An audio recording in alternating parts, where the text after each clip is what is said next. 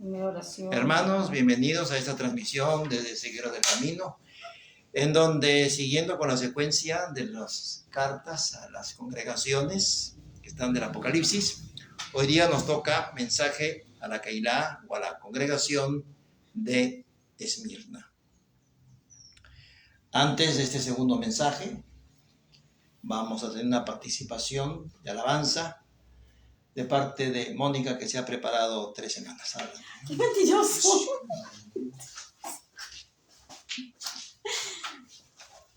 Buenas tardes, hermanos. Ante todo vamos a orar. Vamos a agradecer al Padre por esta reunión. Bendito Padre, Señor Dios Todopoderoso, gracias. Gracias por este momento, Padre. Bendícenos, guárdanos. Ayúdanos a escudriñar tu palabra cada día. Danos discernimiento, Padre, para hacer tu voluntad y no la nuestra. Ilumínanos, Señor, para así buscar siempre tu rostro, para obedecerte, Padre, para ser agradable ante tu presencia, ante tu trono celestial. Gracias por todas las personas que se van a conectar, Padre. Tú guíalas, protégelas, dales discernimiento, Padre, para que puedan entenderte. Todo eso te lo pido en el bendito nombre de tu Hijo, Yeshua HaMashiach. Amén. Amén. La canción que voy a cantar, si la conocen, bueno, me pueden acompañar, si no, ni modo. Es cortita, a capela. Dice así, ¿no?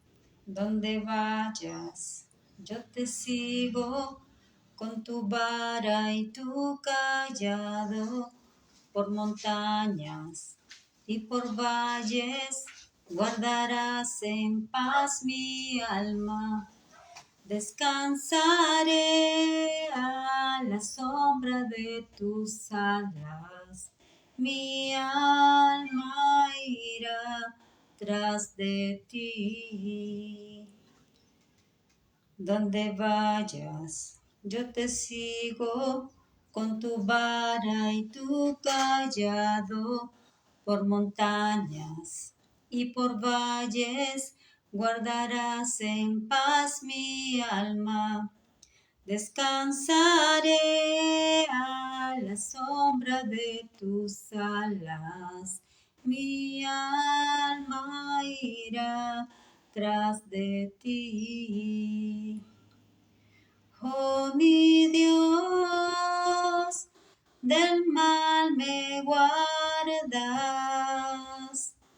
Tú eres todo para mí,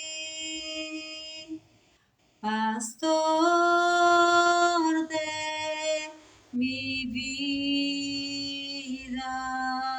mi alma irá tras de ti.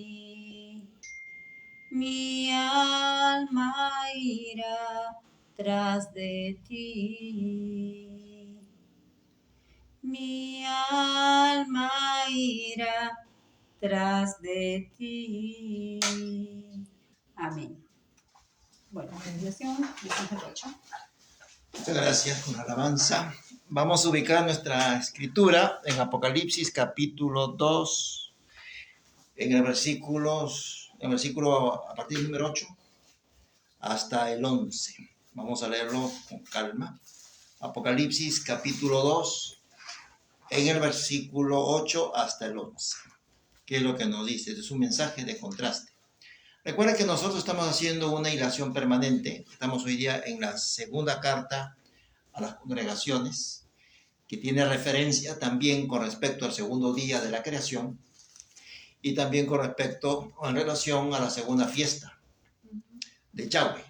¿Cuál es la segunda fiesta? Tenemos nosotros Pesach. La segunda fiesta es, la respuesta la tenemos aquí, la sede a Mónica, la sede a mí. La segunda fiesta es panes sin levadura. Y el segundo día, que sí, vamos a verlo después en Génesis. ¿Tienes? Sí. Ahora sí, procede a la lectura. Y escribe el ángel de la iglesia en Esmirna, el primero y el postrero, el que estuvo muerto y vivió, dice esto: yo conozco tus obras. Mira lo que estábamos conversando. Yo conozco tus obras. Y tu tribulación, y tu pobreza, pero tú eres rico. Entonces, mire, está diciendo, yo conozco tu tribulación, conozco tus obras, conozco tu pobreza. Hay un contraste, ¿no? Pero tú eres rico. Hay un contraste. Esa es una nota, es un mensaje de contraste esta carta. ¿Qué más? Y la blasfemia de los que se dicen ser judíos y no lo son, sino sinagoga de Satanás. No temas en nada lo que vas a padecer. He aquí, el diablo echará a algunos de vosotros en la cárcel. Algunos de vosotros, no es general, pero sí algunos de vosotros. Es decir, de ustedes creyentes, el diablo echará a algunos de ustedes que son discípulos a la cárcel. Para que seáis probados y tendréis tribulación por 10 días. Sé fiel hasta la muerte. Y entonces, sé fiel hasta la muerte, no con escape, sino hasta la muerte. Esa es nuestra condición, como ovejas destinadas al matadero. Y yo te daré la corona de la vida. El que tiene oído, oiga lo que el Espíritu dice a las iglesias. Otro contraste, ¿no? Fiel hasta la muerte, y yo te daré corona de la vida. Eres pobre, pero eres rico. Esos son contrastes que tiene. Esmirna se encuentra al norte de... Sí, falta. El que venciere no sufrirá daño de la segunda muerte. Ya. Ahora sí. Ya que Esmirna está al norte de Éfeso, en Turquía. Y hace, como siempre, tiene en la carta una breve descripción del novio. ¿Y qué les caracterizaba a las gentes que estaban aquí en esta congregación de Esmirna? La tribulación y una pobreza económica. Pero en ese contraste contaban con recursos espirituales importantes, eran ricos en contraposición a su orfandad económica o financiera. Y dice que son atacados por aquellos que dicen ser judíos, pero no son otra cosa que una sinagoga de Satán. Van a sufrir y les llama a no tener miedo. Se van a enfrentar con el maligno, van a tener un sufrimiento intenso por 10 días consecutivos, pero será necesario una permanencia y una fidelidad hasta la muerte, no con nada menos, una entrega completa, aún de la propia vida, una entrega total. Y habrá un premio al final de ello, la vida, la recompensa. Y ya no van a sufrir el daño de la segunda muerte. ¿En qué está enfocado la Keilah, la congregación de Esmirna? Esta carta es una carta que vemos que hay una contraposición, que hay una separación, vida, muerte, pobreza, riqueza. Y lo uno no invade al otro, sino que hay una separación. El hecho que se encuentre en pobreza económica no anula el hecho que en contraste a ello es rico espiritualmente. Y ahora sí, empecemos con la primera conexión. Vayamos, ¿qué ocurrió en el segundo día de Génesis? Hablando de esto de separación y de contrastes. Veamos Génesis capítulo 2. Perdón, capítulo 1, segundo día. Capítulo 1, verso. Búscate el segundo día. Ajá, ya va. Después de ser a la luz, primer día, ¿qué sigue? Lo que sigue. Ok. Día segundo. Ya. Ok. Luego dijo Dios, haya expansión en medio de las aguas y separe las aguas de las aguas. Entonces, acá contraste. Sepárese las aguas de las aguas. Hay un contraste, hay una división, hay una separación, como lo hay en la segunda carta, Esmirna, pobreza, riqueza, muerte, vida. Y acá también hay una separación, sí. Uh-huh. Ajá, de las aguas que están sobre la expansión, y fue así. Y llamó Dios a la expansión cielos, y fue la tarde y la mañana del día segundo. Y no dice, y vio Dios que era bueno. Como hemos visto, porque en ese segundo milenio se dio todo lo que fue el diluvio y hubo esa muerte universal, pero sí hubo esa expresión en el primer día, tercero, cuarto, quinto, sexto, más el Shabbat, pero en el segundo día no. Entonces está la separación, la división que se está produciendo en el segundo día, una separación en el firmamento.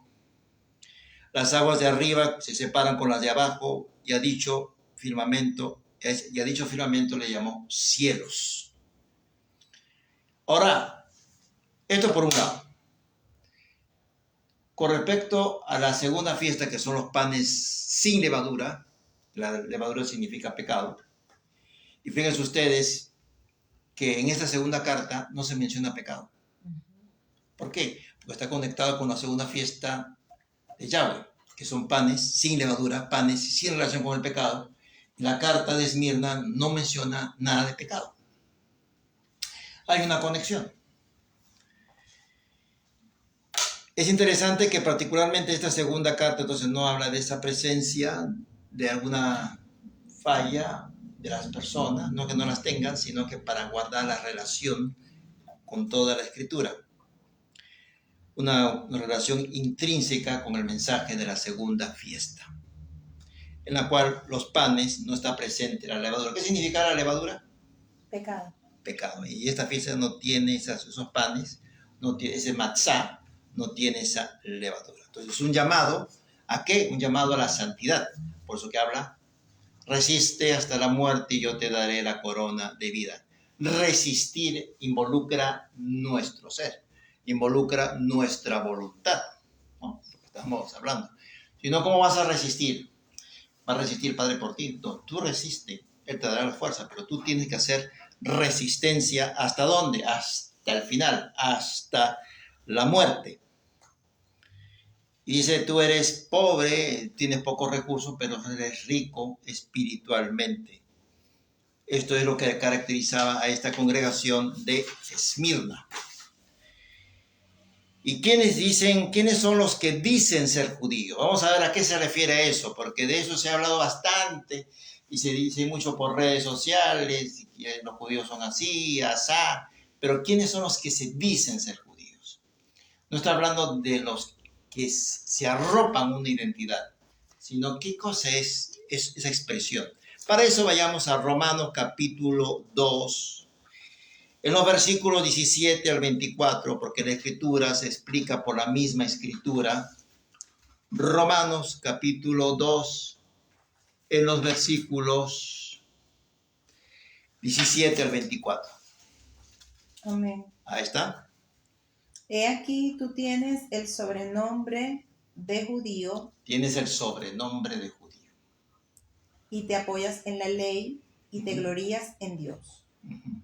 Y conoces su voluntad e instruido por la ley apruebas lo mejor. Uh-huh. Y confías en que eres guía de los ciegos, luz de los que están en tinieblas, instructor de los indoctos, maestro de niños, que tienes en la ley la forma de la ciencia y de la verdad. Tú, pues, que enseñas a otro, ¿no te enseñas a ti mismo? Entonces, esa es la connotación, a veces seguimos con el versículo, esa es la connotación. Tú que te dices ser, no te enseñas a ti mismo, y por eso no eres, tú que te consideras algo y no lo eres. ¿Qué más? Por razón del pecado. Tú que predicas que no se ha de hurtar, hurtas. Uh-huh. Tú que dices que no se ha de adulterar, adulteras. Tú que abominas de los ídolos, cometes sacrilegio. Tú que te jactas de la ley, con infracción de la ley deshonras a Dios. Porque, como está escrito, el nombre de Dios es blasfemado entre los gentiles por causa de vosotros. Entonces, ¿a qué se le llaman, tú que te dices ser judío? No se refiere a usar una vestimenta o hablar en hebreo, significa al carácter moral de las gentes. Tú le dices a alguien que haga tal cosa, pero tú practicas lo contrario. A ellos se llama que se dicen ser judíos y no lo son. No se refiere a la identidad, no se refiere a lo que es, no, que su familia es judía, no se está hablando de ello, de la connotación moral. Ahí encontramos la expresión se dicen, se llaman judíos a los que hace referencia a esta carta. Robaban, no se aplicaban a sí mismos las enseñanzas de la ley, cometían adulterio, se apropiaban de los tesoros o riquezas que se encontraba alrededor de los ídolos, en los templos de ellos. Son desobedientes a la ley, ojo con eso. Desobedecer la ley es no dar honra al supremo hacedor. Y vemos nosotros en el Nuevo Testamento, Pacto Renovado, lo dice el apóstol Pablo, cuyo ministerio fue ser el apóstol a los extranjeros. Debido al comportamiento de ellos, los que se decían ser judíos, el nombre de Elohim entre los extranjeros a causa de la catadura moral era blasfemado o fue blasfemado, producto de su actitud, de su conducta. Por tales acciones, dichos judíos tenían el hecho de serlo, pero por eso que lo que ha leído la hermana, solo por sobrenombre, ya era un apodo nada más. Eso es lo único que quedaba. ¿Por qué? Porque en el fondo no se comportaban como tales. Eso es lo que se dicen ser judíos y no lo son. No es hacer una disquisición, una investigación, a ver qué raíz tienes tú, paternal, maternal. No va por ese lado, es por la catadura, la acción moral. Leamos Romanos 2:27, Romanos capítulo 2, verso 27. Ya dice, ¿Ya? y el que físicamente es incircunciso, pero guarda perfectamente la ley, te condenará a ti, que con la letra de la ley y con la circuncisión eres transgresor de la ley. Fíjate, tú que estás en esa exquisitez, ¿no? de la letra de la ley, de la forma de la ley, ¿qué más dice? Y que eres circunciso, ¿no? Y tienes todas las ceremonias externas Pero y todo lo guardas demás. perfectamente la ley. ¿No? ¿Qué más? ¿Qué dice? Pero guardas perfectamente la ley y te condenará a ti, que con la letra de la ley y con la circuncisión eres transgresor de la ley. Pero eres transgresor, desobediente a la ley. ¿Qué cosa es un transgresor? El que no cumple los mandamientos. El que violenta, que quebranta, viola la ley. Y eso está diciéndolo, donde este Romanos 2:27 está en el Antiguo o en el Nuevo Testamento. En el Nuevo Testamento le está diciendo que es una falta, transgresor de la ley. Esa es tu culpa. Eres transgresor de la ley, lo dice Romanos 2:27. Una forma de transgredir la ley es ir más allá del escrito está para seguir concepciones o ideas de hombres, como por ejemplo hasta mitos judaicos, como decir que Caín es el resultado de una relación entre la serpiente y Eva, o de Lilith, ¿no? La famosa Lilith también, mitos. Porque de eso podemos nosotros ver que Caín es una descendencia natural. Veamos Génesis capítulo 4, en el verso 1, Génesis capítulo 4, verso 1, que nos dice la escritura. Ahí la tiene. Amén. Conoció Adán a su mujer Eva, la cual concibió y dio a luz a Caín. Y dijo, por voluntad del Señor he adquirido varón. Y sí, el otro versículo. ¿Ok? Después dio a luz a su hermano Abel. Y Abel fue pastor de ovejas y Caín fue labrador de la tierra. Ahí habla casi de una inmediatez. Primero nació Caín, luego vino Abel. Fíjese, Caín era el primogénito. Sí. Pero él no recibió. Entonces ahí un poco las historias comienzan a entenderse. Ahora vayamos a Tito 1, 9 al 11. Entonces se conoce como gemelos, ¿no? Mellizos. Cuando es casi en el mismo acto. De acuerdo a la ciencia, mi hermana, ¿qué es? Ah, pero ellos no nacieron con años de diferencia, nacieron al mismo No día. necesariamente, no dice el escritor, dice que habla de casi de un inmediato. Nació Caín e inmediatamente casi Abel. No habla porque dice que la conoció, está hablando en singular. Ah, bueno. No que la tuvo, que la volvió a conocer más adelante, sino que en ese mismo acto. Ah, fíjate, no había pensado que ellos eran hermanos. Y por eso habla de, ¿no? La primogenitura es escogida, no el que nace primero. Porque el primer primogénito fue Caín. Tito. Tito 1, en los versos 9 al 11. Amén. Ya al haber tenido esa parte, ya también tenemos otra parte mejor. Sí. Tito 1, 9 al 11. Retenedor de la palabra fiel tal como ha sido enseñada, para que también pueda exhortar con sana enseñanza y convencer, a los que contradicen. Uh-huh. Porque hay aún muchos contumaces, habladores de vanidades. Entonces, ¿quiénes contumaces, habladores de vanidades? Y engañadores. Engañadores. Mayormente los de la circuncisión. Mayormente los judíos están en ese plan. Está diciendo aquí la Escritura.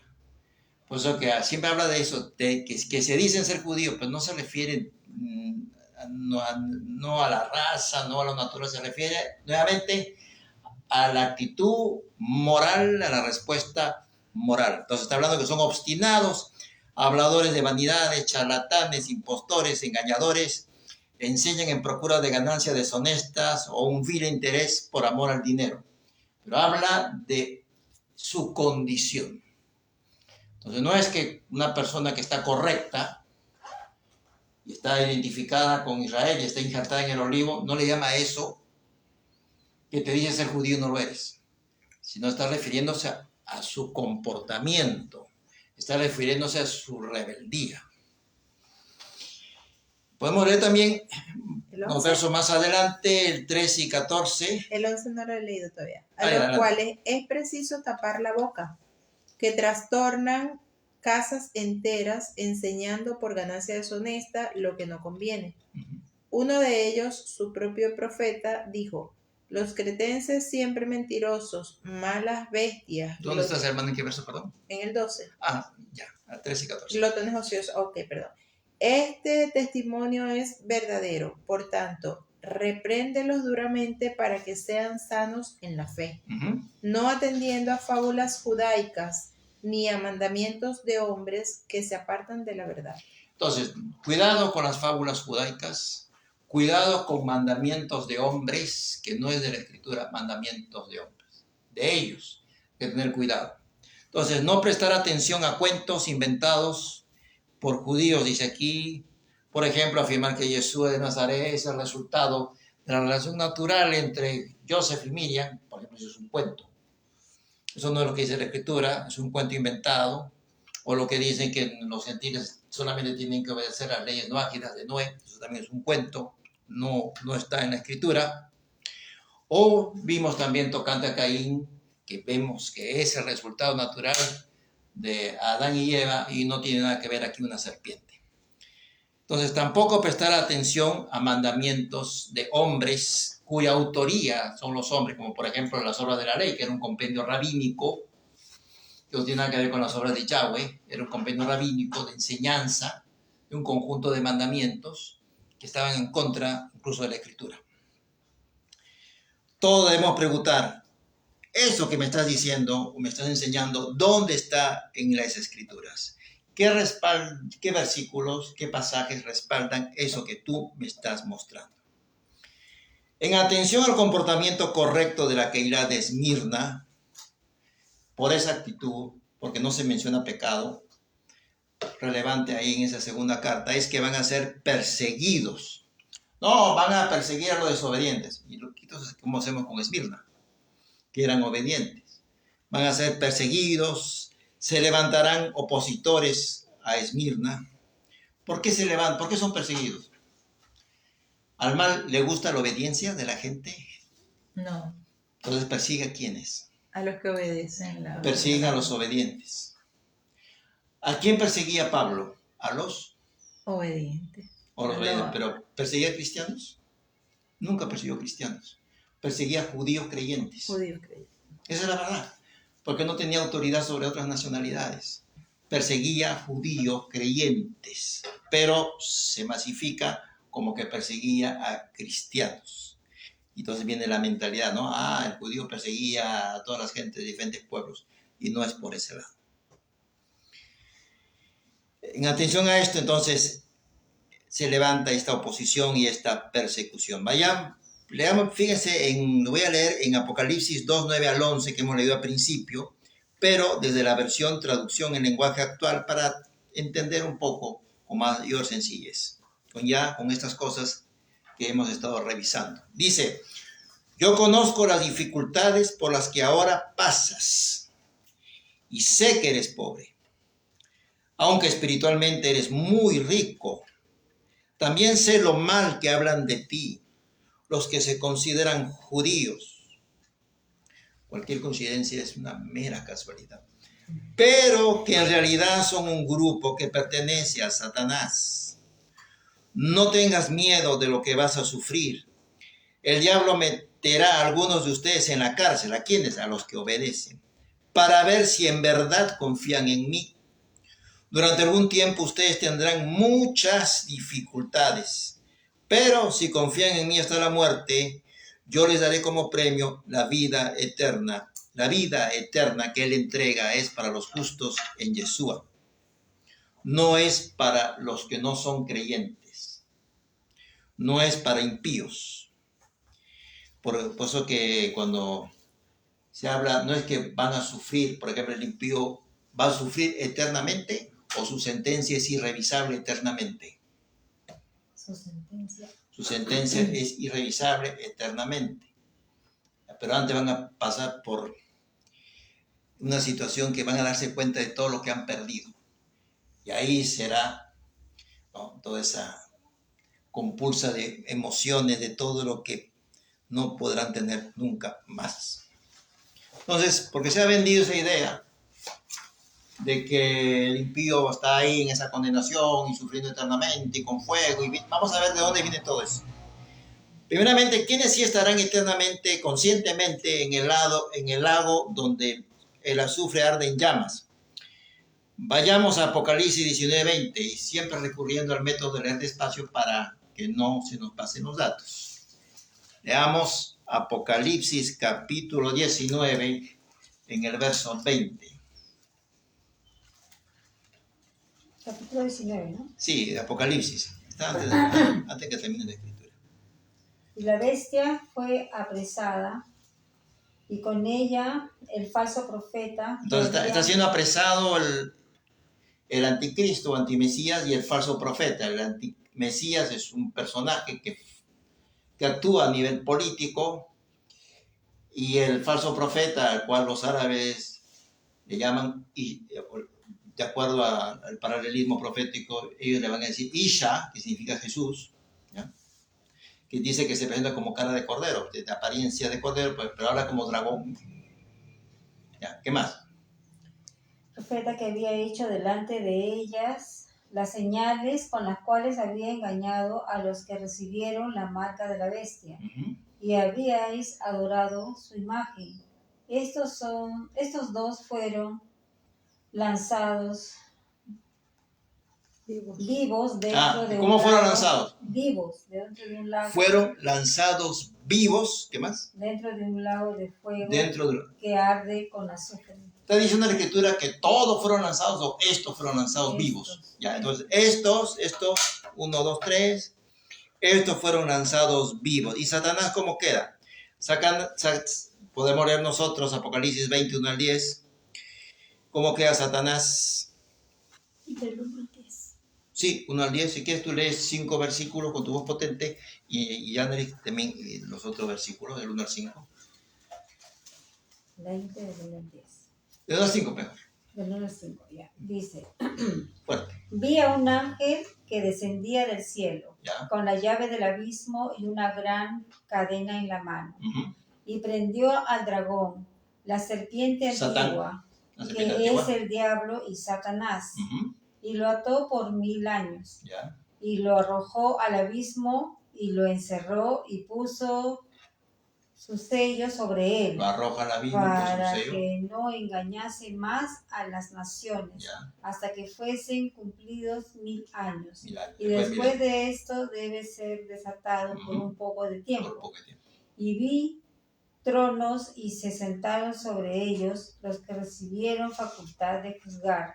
Y vi a las almas de los decapitados por Ya. causa del testimonio de Jesús y por la palabra de Sí, Dios. esos decapitados por la causa del testimonio de Jesús son gente que creía en Jesús. No son judíos porque ellos no tenían el testimonio de Jesús, sino gente que conocía de Jesús. ¿En qué versículo estás? En el 4, Ya, hasta el 5. Sigue. por causa del testimonio de Jesús, por la palabra de Dios, los que no habían adorado a la bestia ni a su imagen y que no recibieron la marca en sus frentes ni en sus manos, y vivieron y reinaron con Cristo 1000 años. 1000 años. Entonces está hablando de la marca en la frente, lo que es el pensamiento, a dónde te rindes, porque habla de lealtad. Entonces, ¿a dónde rindes tu lealtad en tu pensar? Y en tu mano derecha, que significa autoridad, esta mano tuya, con la cual obra, ¿bajo qué autoridad está? ¿Del cielo o del abismo? Vayamos 5 faltan, perdón. a 5. Pero los otros muertos no volvieron a vivir hasta que se cumplieron 1000 años. Esta es la primera resurrección. Ya, ahora sí, 6 al 10. Bienaventurado y santo el que tiene parte en la primera resurrección. La segunda muerte no tiene potestad sobre estos, sino que serán sacerdotes de Dios y de Cristo, y reinarán con él 1000 años. 1000 años. Cuando los 1000 años se cumplan, Satanás será suelto de su prisión y saldrá a engañar a las naciones. Volver a hacerlo a las naciones, como lo está haciendo ahorita. ¿Qué hace? Engañar a las naciones. Por ejemplo, cuando sea esa marca de la bestia, no va a ser pues tan obvio. Mira, le puso 666, le puso un microchip en la mano. No es algo mucho más oculto, muchísimo más elaborado. Sígueme. Ya. Pues si no sería engaño. Cuando los 1000 años se cumplan, Satanás será suelto de su prisión y saldrá a engañar a las naciones que están en los 4 ángulos de la tierra, a Gog y a Magog, a fin de reunirlos para la batalla, el número de los cuales es como la arena del mar. Y subieron sobre la anchura de la tierra y rodearon el campamento de los santos y la ciudad amada. Y de Dios descendió fuego del cielo y los consumió. Y el diablo que los engañaba fue lanzado en el lago de fuego y azufre, donde estaba la bestia y el falso profeta. ¿Quiénes estaban en ese lago de azufre? ¿Los hombres, los impíos? ¿Quiénes estaban? Dice que la bestia y los falsos profetas. El anticristo y el falso profeta. No había un conjunto de impíos ahí, no. Estaba la bestia y el falso profeta. Y serán atormentados día y noche por los siglos de los siglos. Entonces, ¿quiénes serán atormentados día y noche? La bestia, el falso profeta y el diablo. Ya. ¿Quién lo dice? Apocalipsis 20. Lo dice la Escritura. Que de los injustos, a diferencia, por ejemplo, no sé si ustedes conocen la Divina Comedia, o la han leído o han escuchado la Divina Comedia de Dante Alighieri. Me suena el nombre, pero... Esa es siempre una salida. Pero de ahí se toma una frase, una expresión, ¿no? Infierno. Y léanla, que es la primera, esto de Dante Alighieri, es uno de los, van a encontrar todo eso del infierno, que uno de los tres cánticos de la Divina Comedia del poeta florentino Dante Alighieri, que nació en 1265 y murió en 1321. También hay cantos al purgatorio, que de ahí también sale. Y también del paraíso, habla en torno a los condenados, que todos están metidos ahí. Esto ocurrió, esta obra, en 1304, señala Dante Alighieri, no la escritura, Dante Alighieri señala terribles castigos en el infierno, en los diferentes vestíbulos, están ahí con su trinche, no están ahí atormentando a la gente. Eso viene de la Divina Comedia, no viene de la Escritura, porque los impíos van a ser exterminados, porque ellos no van a recibir vida eterna y no van a estar siendo, porque tú atormentas a una persona, fíjate, ¿no? Atormentas a un ser humano, va a llegar un momento en que se arrepiente. ¿Y qué vas a hacer tú? ¿Lo sacas? ¿O vas a ir atormentándolo? Si él se arrepintió, ¿tiene algún sentido atormentar a alguien que está arrepentido? Entonces, ¿cuál es el castigo? Que él, habiéndose arrepentido, no lo podrá gozar. Y entonces es exterminado. Esa es la situación. Y no lo digo yo, revisemos. Vayamos al Salmo 37:9, hablando de exterminación. Salmo 37:9. No podemos nosotros basarnos el entendimiento espiritual en una obra de teatro. Vayamos a Salmo 37:9. Vamos a ver lo que dice la Escritura. A ver, amén. Porque los malignos serán destruidos, Ajá, los malignos serán destruidos, pero los que esperan en el Eterno, ellos heredarán la tierra. pero los que esperan en el Eterno heredarán ¿qué? ¿El cielo?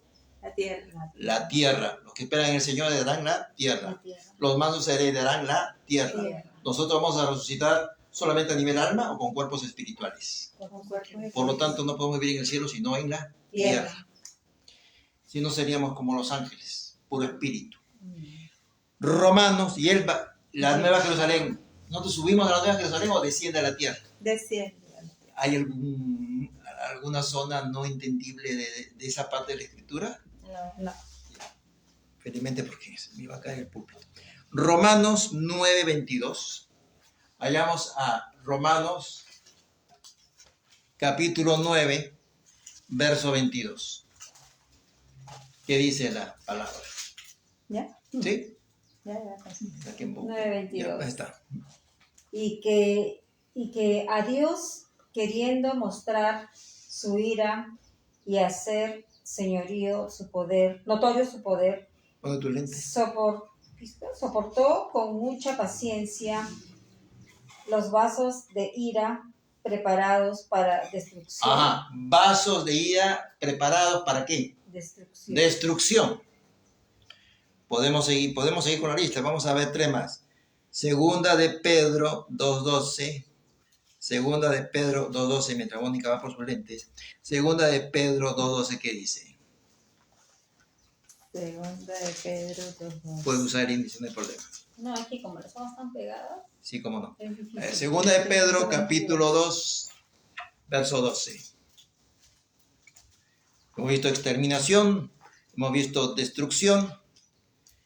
Segunda de Pedro 2:12. Sí. Amén. Segunda de Pedro 2:12, ¿qué dice? Pero estos, hablando mal de cosas que no entienden, como animales irracionales, Ajá. nacidos para presa y destrucción, ¿Para qué? presa y destrucción, Atraparlos y destruidos. Presa y destrucción. perecerán en su propia perdición. Perecerán en su propia perdición. Mientras sigue buscando en 2 de Pedro 2:12, ahora 2 de Pedro 3:7. 3:7. Pero los cielos y la tierra que existen ahora Ajá, están reservados por la misma palabra, ya. guardados para el fuego en el día del juicio Ujú. y de la perdición de los hombres impíos. Perdición, en otras versiones, destrucción de los hombres impíos. Judas 1:10, ¿Dónde está Judas? antes del Apocalipsis, así es. Judas el bueno. Judas 1:10. El bueno. A Judas ver, el vivo. ¿tiene pegado la página? Hasta juegas una vez. Si no, échale vinagre. A ver, Vinagre. Bueno, ya vinagre. ¿Qué pasa? Judas 1:10. 1:10. Pero estos blasfeman de cuánta cosa no conocen, y en las que por naturaleza conocen, se corrompen como animales irracionales. ¿Tú cómo lo tienes? Así. ¿Igualito? Pero estos blasfeman de cuantas cosas no conocen, y en las que por naturaleza conocen, se corrompen como animales. Se corrompen, bueno, en otra versión aparece como son destruidos. ¿Cuál es la recompensa? Creo que es corrupción. ¿Cuál es la recompensa o premio para con la congregación de Esmirna? Dice en Apocalipsis 2:11 que hemos leído, ¿verdad? Al principio, si la hemos leído, ¿qué es lo que dice? La parte del verso 11 solamente. ¿De dónde? ¿Cuál es Apocalipsis 2, verso 11? Apocalipsis 2, verso 11. A ver. El que tiene oído, oiga lo que el Espíritu dice a las iglesias. El que venciere no sufrirá daño de la segunda muerte. No sufrirá daño de la segunda muerte. Por lo tanto, Es la segunda muerte. De lo que estamos hablando nosotros. Destrucción, exterminio. Se acabó. ¿Quiénes vimos que están atormentados? Satanás, el falso profeta. ¿Y quién más? Y el anticristo o antimesías. Entonces no estarán en la segunda muerte. Serán librados de la segunda muerte que vimos también en Apocalipsis 24, 5 y 6. ¿Cuál es el destino de los injustos? Leamos Apocalipsis 23 al 15. ¿Apocalipsis qué? 20, 13 al 15. Apocalipsis 20, 13 al 15. ¿Cuál es el destino 20, de ellos? 15. Y el mar entregó los muertos que habían en él. A todos los muertos, los que se comieron los tiburones, todos los que naufragaron, el mar entregará. Y la muerte y el Hades entregaron los muertos que había en ellos. El Hades es igual, Hades es griego, Sheol es hebreo, y es la zona donde están todas las almas, todos los muertos. Y fueron juzgados cada uno según sus obras. ¿Son juzgados según su gracia? No, según ¿Son sus juzgados según su fe? No. Entonces, ¿por qué están juzgados según sus obras? Mira, tremenda sorpresa. Están ahí, fíjese, esa gente, ¿no? Bueno, yo soy una persona de fe, estoy creyendo en la gracia y todo lo demás. Sí, el juicio es por obras. No, es tremendo impacto que van a sufrir. ¿Qué? ¿Por obras? Sí, así es la cosa, es por obras. ¿Qué más, hermano? ¿Dónde estaba leyendo? Estábamos en Apocalipsis 23 al 15. Ok. Y la muerte y el Hades fueron lanzados al lago de fuego. Esta es la muerte segunda. ¿Ya? Y el que no se halló inscrito en el libro de la vida ¿Qué fue pasó con lanzado ellos? al lago de fuego. ¿Dice que fue lanzado vivo? No, fue lanzado al lago de fuego. En el primer caso, cuando fue lanzado Satanás, el anticristo y el falso profeta, ¿cómo fueron lanzados? Vivos. Acá ya no. Entonces es para destrucción. ¿Qué dijo Yeshua? Temed al que puede destruir el alma Y el cuerpo. y el cuerpo. Destruirlo. Pero antes de la destrucción, todo esto te has perdido. Y tu alma nunca vas a disfrutar de esto y de esto y de esto. Eso va a ser un tormento. Van a pedir a gritos. Va a haber un rechinar de dientes. Dame la oportunidad. No. Lo tuviste.